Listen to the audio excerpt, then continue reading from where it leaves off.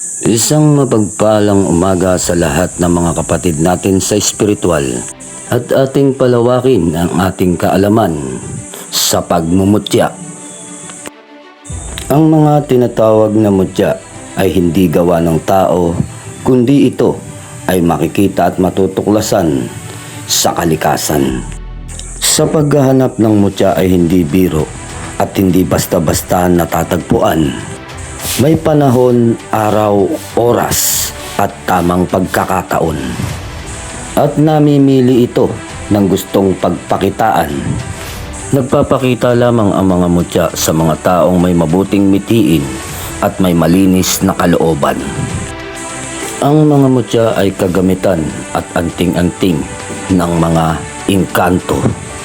Kung kaya tinatawag itong encantadores o hindi basbasan. May iba't ibang uri ang bisa ng mga mutya. Katulad na lamang ng mga proteksyon, depensa at pampaswerte, panghalina o pang-akit, pangdepensa laban sa bisa ng kulam at barang, pangdepensa laban sa bala at patalim, may sa tagabulag o tagulilom. Ngunit ano't ano paman ang bisa nito ay may dapat kang malaman. Ang mga mutya ay hindi dapat dinadala sa sementeryo, sa lamay at sa simbahan. Hindi dinadala ang mga mutya sa sementeryo sapagkat ang sementeryo ay punong-puno ng iba't ibang uri ng espiritu at maaari nitong maagaw ang lakas at bisa't kapangyarihan ng iyong mutya.